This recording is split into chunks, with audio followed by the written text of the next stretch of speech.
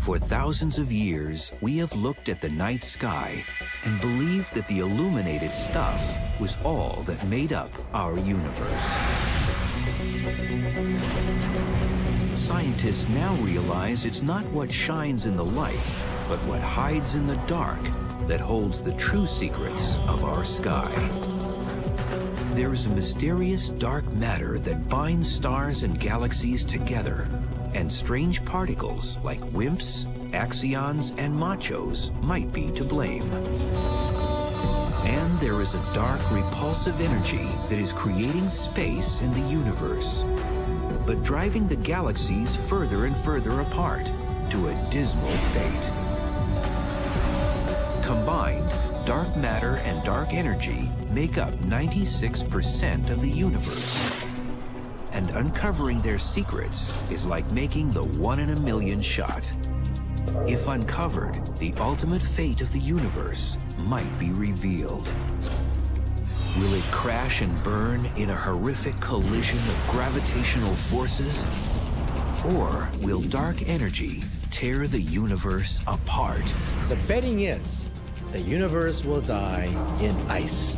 Understanding these two quantities, dark matter and dark energy, is really fundamental to understanding the universe. This is a trip to the dark side of the universe. This is the hunt for dark matter and dark energy.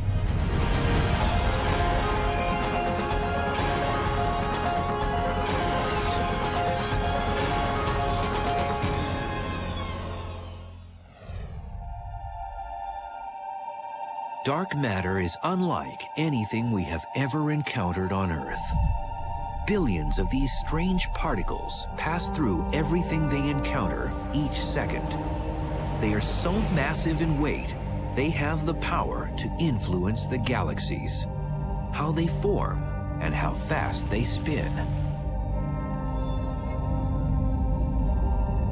Dark matter's invisible presence is everywhere, or so it seems. Science has not directly proven dark matter particles exist. There are many suspects, but no answers. And observing something you can't see isn't easy. It doesn't emit light and it doesn't absorb light. It doesn't interact with light at all.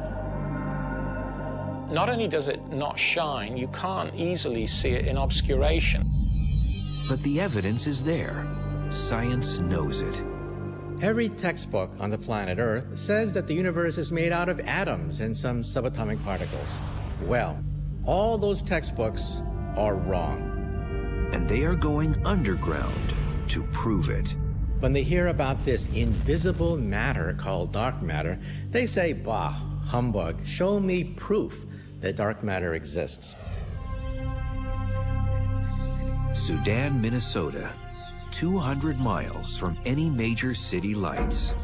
A perfect place for hunting dark matter, but not for obvious reasons. So you'd think we'd want to look up in the sky for dark matter. That's where dark matter's coming from, after all. But instead, we're going to don our helmets and we're going to walk down into this mine. 2,431 feet underground is the Sudan National Laboratory, an abandoned iron mine reconfigured into a research facility. This is just one lab of many around the world going underground to shield experiments from cosmic rays. Each are racing to detect dark matter, an invisible particle that has only been indirectly observed, but never captured. We've been at this for now a decade, and we have yet to see a dark matter particle. The hunt for dark matter started almost a century ago. Astronomers finally had the tools to see deep into the night sky, and the questions began. So it wasn't until the 1920s that the technology developed well enough so that we could take little fuzzy patches that people had noticed in their telescopes and resolve them and figure out what they are. Then Edwin Hubble shocked the world and declared the universe was bigger than just the Milky Way. People realized that some of these little fuzzy patches are separate galaxies. just like our Milky Way galaxy. As astronomers discovered new galaxies, Caltech professor Fritz Zwicky looked up to the neighboring Coma cluster of galaxies and observed something strange. When he measured what the motions were in the Coma cluster of galaxies, he got an estimate for how much mass there was in that cluster. Then he compared it to how much mass you could actually see by looking at the galaxies. Something didn't add up. The galaxies were moving too fast within the cluster for the amount of illuminated stuff he could see. By his calculations, there should have been 160 times more illuminated mass to account for the random speeds of galaxies in the cluster. Something else was affecting their motions. But what was it?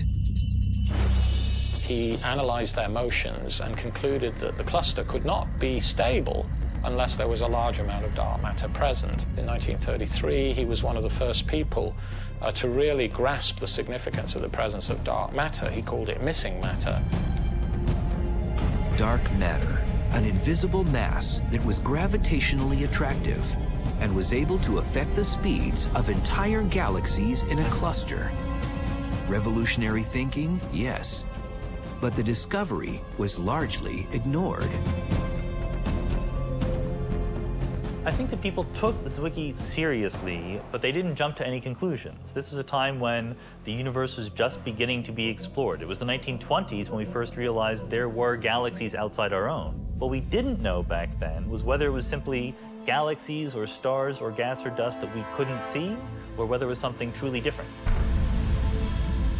Zwicky's observations were based on measuring the mass in the stars and galaxies. But how do you weigh stuff in space? You can't go and put the sun on a scale. That's a little bit hard. But what you can do is you can measure how fast the planets are moving around the sun. And the more stuff there is in the sun, the faster those planets have to move to stay in their orbits. Newton and Einstein both said the more mass or stuff you have in an object, the more gravitational pull it will have. And the further an object is from the center, the slower it should travel in orbit, because the gravitational pull is weaker. According to Einstein's general theory of relativity, or even according to Newtonian gravity, all of the galaxies are pulling on each other. It's like the sun's influence on our solar system. The mass of the sun pulls Mercury faster than Pluto because Mercury is positioned closer to the sun. Likewise, for a galaxy, you would expect that as you got further and further away, things are moving more and more slowly to stay in their orbits. But Zwicky didn't observe that. Neither did a young scientist named Vera Rubin 50 years later. She was observing the rotational curves of galaxies similar to the Milky Way. Like Zwicky, her observations also seemed strange. What Vera Rubin actually measured was that as you got further and further away, the velocity of the orbiting gas and dust remained constant. What Rubin observed was as if a city were a galaxy and every car on the road was a planet or star. And despite the amount of traffic, every car traveled around the city at the same speed. This same consistent rotational speed, despite the amount of stuff or traffic, was exactly what Rubin observed.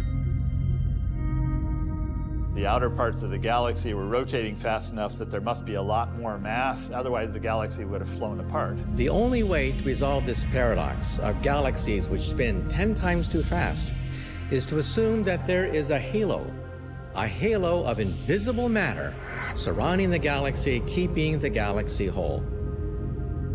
Dark matter was present in the galaxies, and it had enough mass to keep the rotation speed constant.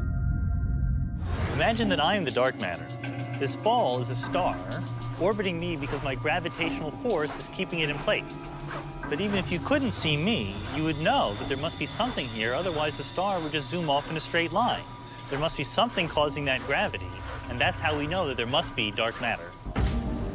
Rubin estimated that there was 10 times more dark matter than ordinary illuminated stuff. Since then, we've analyzed hundreds of galaxies, and they all have the same pattern. They all rotate too fast for their own good, and they need dark matter to hold them together. This time, science paid attention and started to wonder, what is dark matter? How do you find something that is invisible in space? They needed to see just where dark matter was hiding out in the universe. And even if they couldn't see it, science realized that dark matter exposed itself by bending light that passes through it. It's called gravitational lensing, and it's a virtual spotlight that uncovers any invisible stuff in the universe. What it does do is it does what all matter does, and that it can deflect the light ray.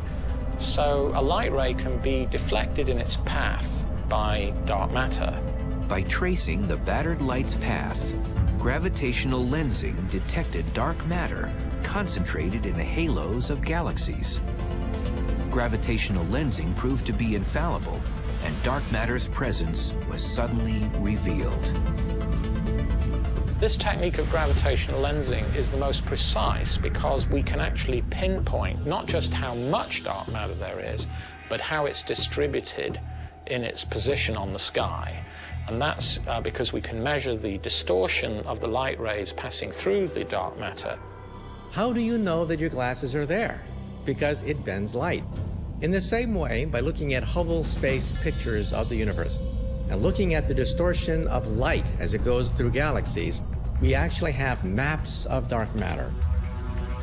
Most of the mass of a galaxy is from the dark matter. The ordinary matter accumulates in the gravitational field of the dark matter.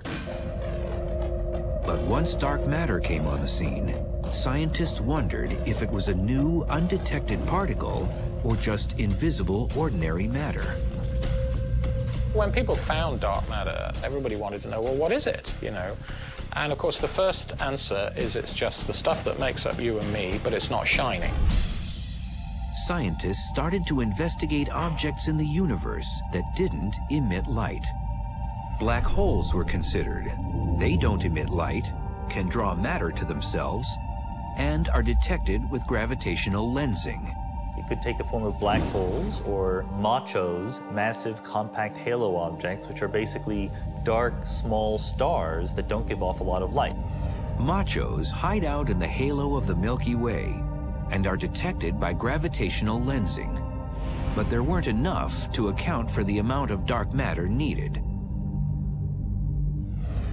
Failed stars like brown dwarfs were also suspected.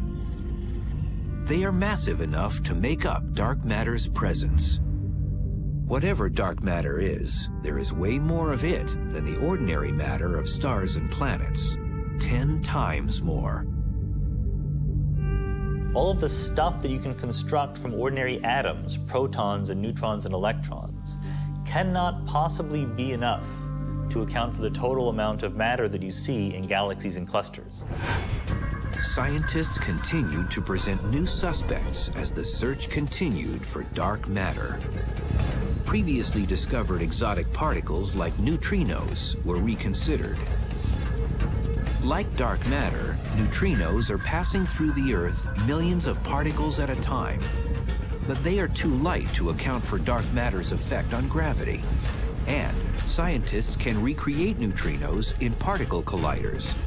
They also come from the sun. Axions is also another possible dark matter candidate. They were invented to explain a particular glitch in one of the particle physics theories.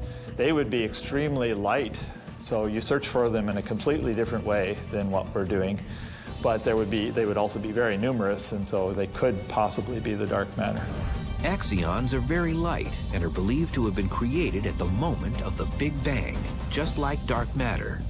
But theories suggest that they can change to protons, while dark matter is stable.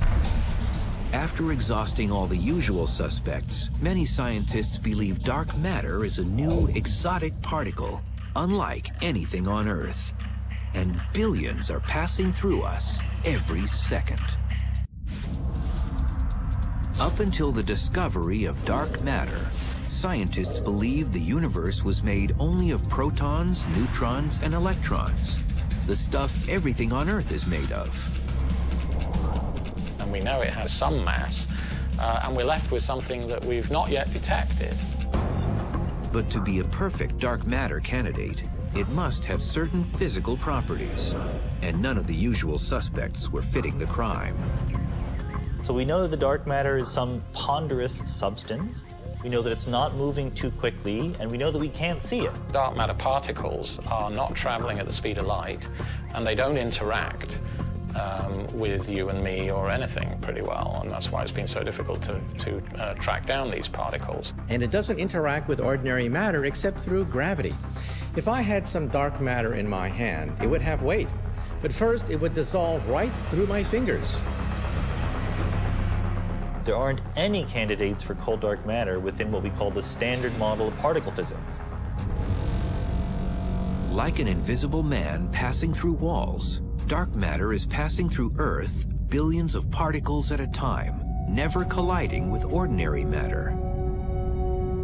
So the most popular idea for what the dark matter could be is something called a WIMP. WIMPs are weakly interacting massive particles. They have not been detected, but their characteristics match the perfect dark matter candidate.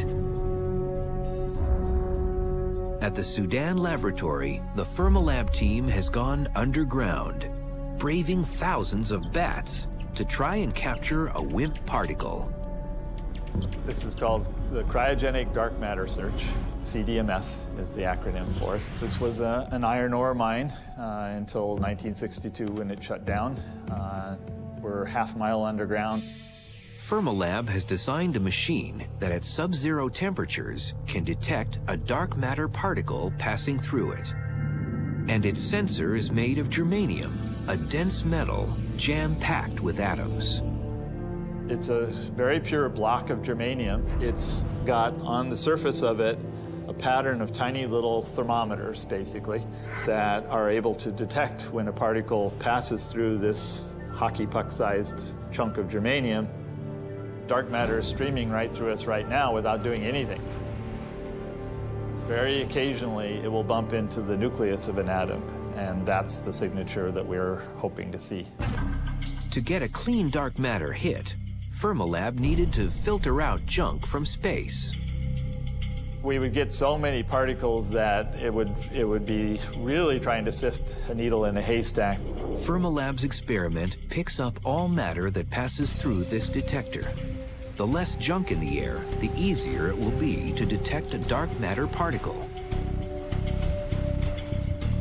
Because dark matter doesn't interact easily with regular protons and electrons, Fermilab has frozen the germanium pucks to near sub-zero temperatures. If a dark matter particle comes through and hits a nucleus, it will actually change the temperature of the crystal very slightly. And so we're looking for that tiny change of temperature in the crystal to signal that a dark matter particle has passed by. 16 germanium pucks sit in a chamber inside a clean room. So we're suited up, we're about to go into the experimental room. It's a class 10,000 clean room. That's why we're all suited up, so we don't carry in any dust, because that would cause a background for the experiment. So let's go inside. So we have scintillation counters that are catching any cosmic ray particles that get all the way down underground here. So right here is what keeps our experiment cold, that tiny little bit above absolute zero. This is a dilution refrigerator. So way inside here are the germanium and silicon detectors. So we're just waiting for a WIMP, a dark matter particle, to get down to this depth and hit one of those germanium and silicon crystals that's buried way inside all this shit. Fermilab has been visiting the mine for nearly 2 years, trying to capture dark matter. This is far harder than it sounds. Although billions of particles are passing through Earth at one time, it's a 1 in a million shot dark matter will interact with ordinary matter. Getting a dark matter particle to hit a germanium atom is like an archer trying to hit a bullseye when the target is a mile away. All of these green lights indicate particles passing through the germanium and silicon detectors that we saw downstairs. These are almost certainly all background particles, but maybe it's buried in there someplace as a WIMP. But we won't know until we analyze the data. Hunting dark matter is tedious. Each day, the Fermilab team reports to the underground lab, analyzes data, and perfects their ping-pong game while waiting for the one hit that will prove dark matter exists.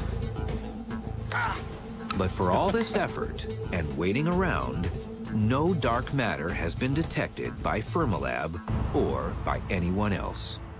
Unfortunately, we've seen precisely 0 dark matter particles so far. Any day now, we may have the announcement that physicists have captured dark matter in a bottle. We have a hypothesis. It certainly seems to explain the universe we live in, but the plain fact is we haven't yet detected this cold dark matter particle.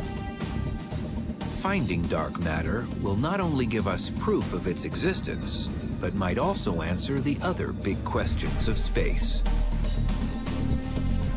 Detecting dark matter directly will give us a window onto what was going on 1/10,000th of a second after the Big Bang. If scientists can discover what dark matter is, they might also discover how the universe behaved early in its life. Dark matter is not only a mysterious quantity in the universe, but also it's fundamental to why we're here, in fact. It would be difficult to form galaxies and hence, the solar system and hence life on Earth.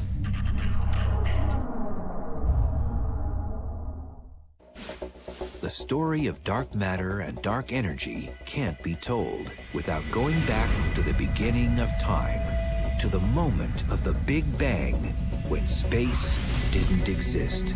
There is no center where you can point to, and that's exactly the analogy for the Big Bang. There is no direction in the sky from which all the galaxies are expanding. From this moment of nothing to a violent explosion, space was created, and the universe began to grow from a seed. Particles formed in a nuclear fusion of gas and energy.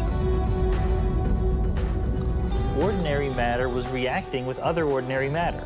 The early universe was, in fact, a nuclear reactor when it was 1 minute old. And 380,000 years later, bits of particles began to cluster, creating the seeds from which stars and galaxies would later form. Bigger lumps grow to form yet bigger lumps, and so gravity is slowly pulling force, bringing objects together. What scientists now realize was that at the moment of the Big Bang, dark matter was created. And it played a critical role in helping ordinary matter clump together to form stars and planets. Like steel girders used on a building site, dark matter's slow-moving particles acted like scaffolding upon which ordinary matter could attach itself. We believe that because it's cold and doesn't interact very much, that dark matter was pulled together by gravity very slowly over time and actually formed the seeds around which normal matter coalesced into galaxies. It's like a cosmic web, like a spider's web, where there are strands of dark matter, and where these strands intersect, like a scaffolding pattern. So in a sense, the dark matter is the framework. It's providing the scaffolding for the shining galaxies that we can easily see. Are really like the Christmas tree lights. They're not the actual Christmas tree. They're the things that are visible from very, very far away. But the reality of a galaxy is a big halo, most of which you don't see. You see the shiny bits that are stars and planets that have accumulated at the center of that large halo, which is mostly dark matter. Scientists have long wondered why galaxies formed in seemingly random patterns across space. Now scientists know it's because of dark matter's gravitational pull. The universe is not uniform at all, but has voids, it has clumps, it seems to have bubble-like regions. What we now believe is due to dark matter.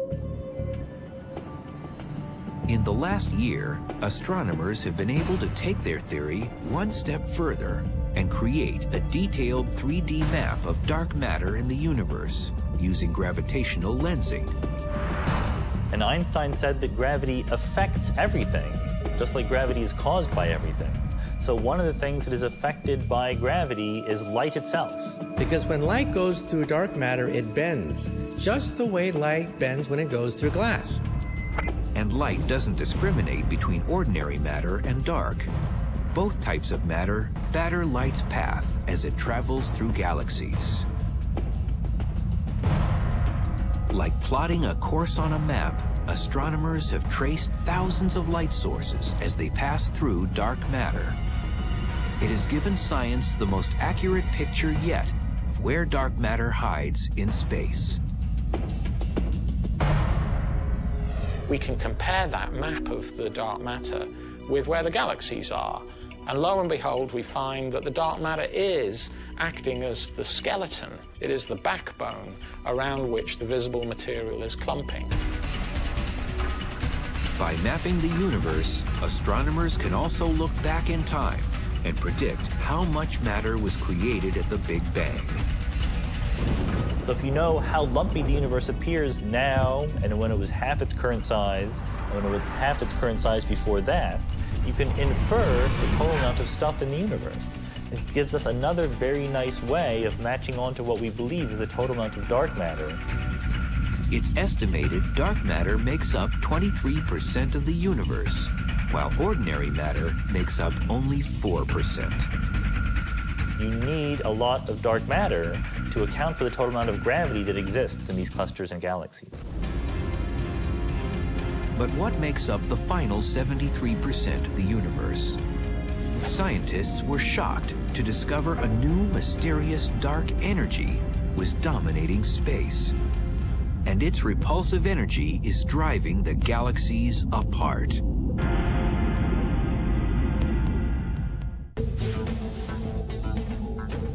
Science always assumed that although the universe continues to grow in size, it would eventually slow in its expansion, or perhaps even collapse on itself. Gravity would overcome any momentum it had. But while measuring the expansion history of the universe, scientists were shocked to realize that the universe wasn't slowing down, it was speeding up. And a grim fate awaited any living thing. The universe will disintegrate, and temperatures will become so cold that any intelligent life will freeze to death. From the moment the Big Bang created the universe, space has been expanding and never stopping, carrying galaxies along for the ride. The space in between the galaxies is expanding, but galaxies are not expanding. The Earth is not expanding, the solar system is not expanding. Edwin Hubble first discovered galaxies were moving away from the Milky Way in 1929 by realizing the more distant galaxies move faster away from us than the nearby ones. He realized he could measure their velocities by studying their wavelengths through a prism. It's called measuring the redshift and is still used to measure distances in space. And he found that, in fact, the greater the distance of a galaxy right now, the greater the speed with which it's moving away from us. That is, the greater its redshift. A few years ago, astronomers decided to use redshift measurements to measure the expansion history of the universe. But how do you measure the entire expansion history of the universe? How do you travel back 12 billion years in time? We have the capability of going back in time directly to observe the past. So much in the same way as a geologist, looks at layers in the Grand Canyon, and as he goes down into lower and lower layers, looking back in history. If you look at progressively more distant galaxies, you're looking at them as they were at progressively greater times in the past. To measure expansion history, scientists used Type 1a supernovas as their standard candle. One example of a standard candle might be a 100-watt light bulb. You could have a bunch of these things sitting around in your room at different distances from you. Then the more distant ones will appear fainter, and the more nearby ones will appear brighter. Type 1a supernovas are always consistently brilliant, no matter where they occur in space. A supernova is the colossal explosion of a star at the end of its life. It just goes kabam!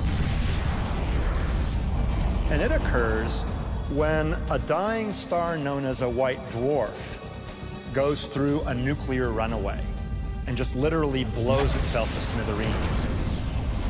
We find the Type 1a supernovae in very distant galaxies, so they look really faint, and then we compare them with Type 1a supernovae in nearby galaxies whose distances were measured using Cepheid variables or some other technique. Using these Type 1a supernovas, two different teams set out in the 1990s to measure the deceleration rate of the universe. But to capture supernovas as they occur, astronomers had to put the universe on surveillance. You can compare this a little bit to perhaps surveying a casino. So all these cameras are on all the time, and most of the time they don't find much of anything interesting, but occasionally they find what they're looking for. You have to look at lots of galaxies. So what we did is we took large telescopes with cameras that have wide fields of view, about as wide as, say, the width of the full moon. And we took many snapshots of space using this wide field camera. And each snapshot contains tens of thousands of galaxies. And by comparing the apparent brightness of the distant Type 1As with those of the nearby Type 1As in nearby galaxies, we can get the distance of the distant galaxies and hence the amount of time that we're looking back in the history of the universe.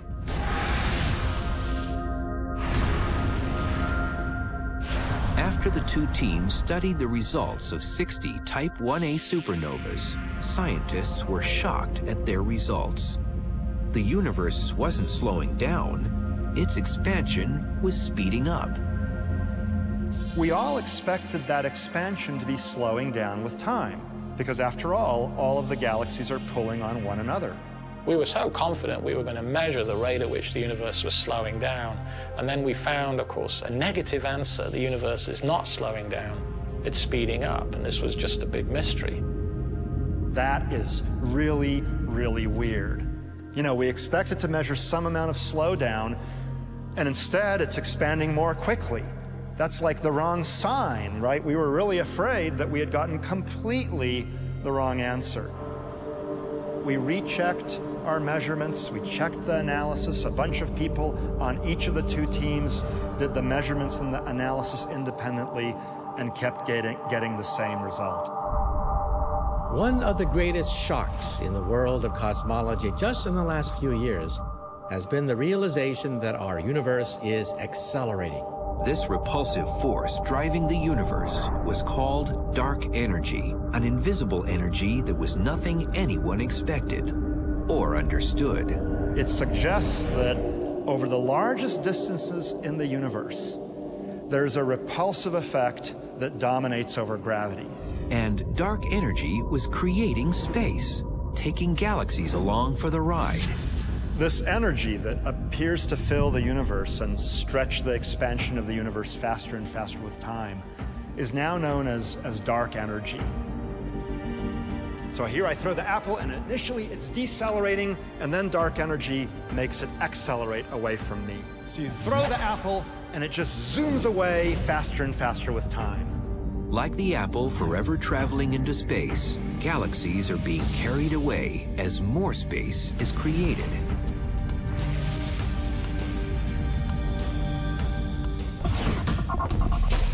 So if you could imagine, you know, a classroom populated by chairs, and those chairs are slowly getting further apart from one another within a classroom. Because if all the chairs are being stretched apart, like in the expanding universe, no matter which chair you sit on, you will find all chairs are moving away from you. So the chairs are not really expanding. In fact, the chairs are the same size, really. What's happening is that the room is getting bigger. The space in between the chairs is being stretched apart. More space is being created in between the galaxies. So you have individual galaxies remaining of constant size in a universe where all of space is getting bigger and bigger. Dark energy is very different from dark matter. It doesn't clump up like galaxies do in clusters or like stars do in galaxies. Instead, it appears to be pretty uniform, and we find the same amount of acceleration no matter which direction we look at. It's probably smooth, although some people believe there may be structure in its distribution and its influence. Dark energy is the energy of the vacuum, the energy of nothing. Even nothingness has energy, and it's pushing the galaxies apart, creating a runaway universe. It appears dark energy and dark matter have been at war with one another since the beginning of time. Science believes dark energy was created along with dark matter at the moment of the Big Bang. It has always existed in the universe, but gravitational forces of dark matter kept it in check, slowing down the expansion of space during the first 9 billion years of time. This changed 5 billion years ago when the universe grew big enough so that dark matter was dispersed throughout the universe, and dark energy wasn't so affected by dark matter's pull. As a result, the universe began to expand at an accelerated rate. Dark energy is a constant term.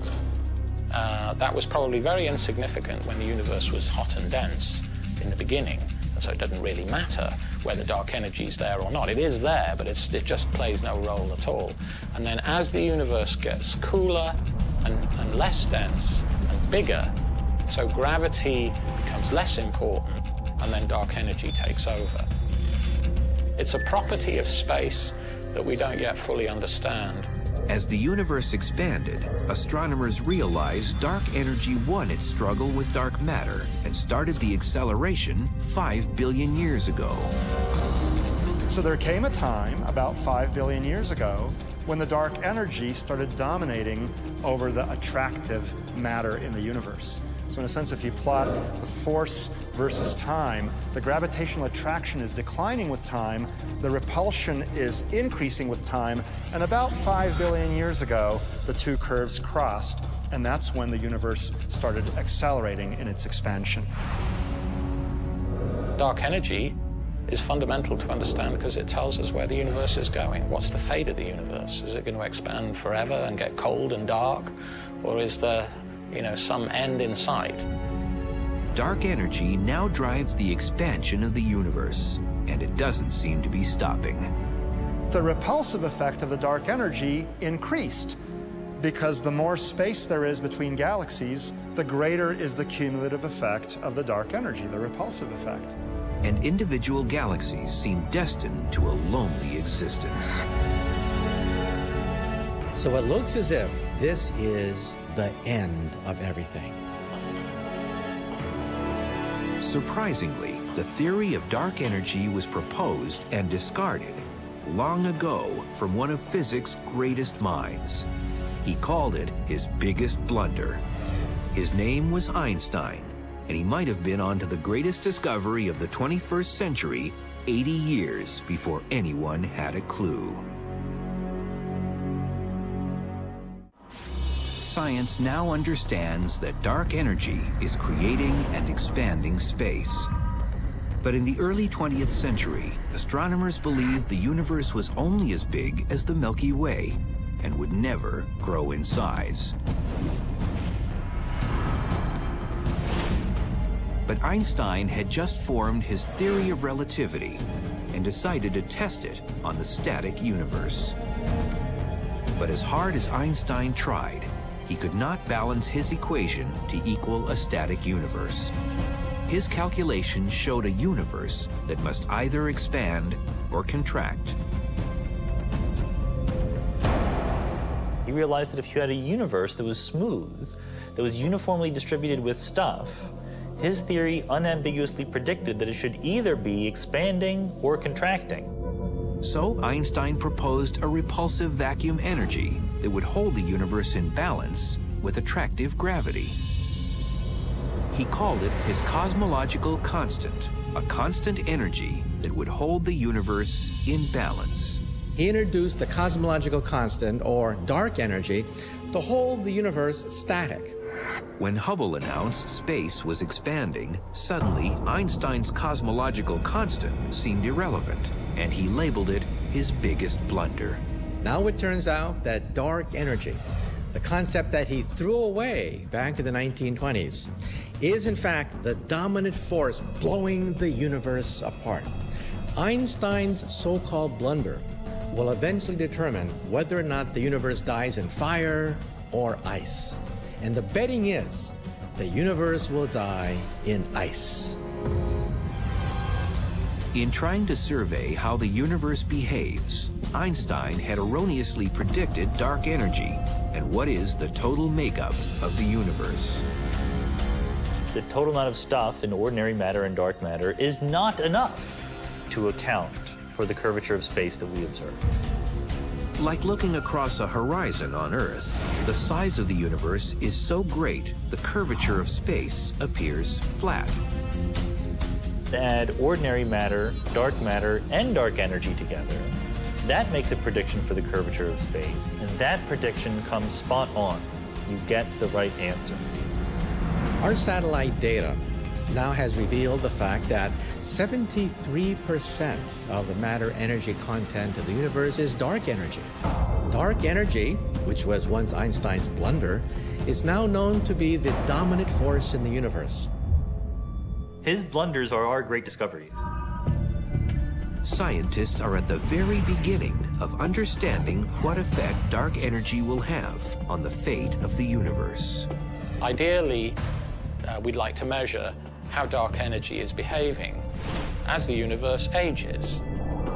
Eventually, when the dark energy completely dominates over dark matter, the universe will enter a stage known as exponential expansion. For every given unit of time, it'll double in size. And unless the dark energy changes sign someday and becomes gravitationally attractive, the fate of the universe is to expand forever, more and more quickly with time. We don't understand, if the vacuum energy is driving the acceleration of the universe, why it has the amount it does. That is one of the deepest puzzles remaining in theoretical physics today. Trillions of years from now, it's going to be a very lonely place. We'll look up in the sky, and the skies will be practically dark.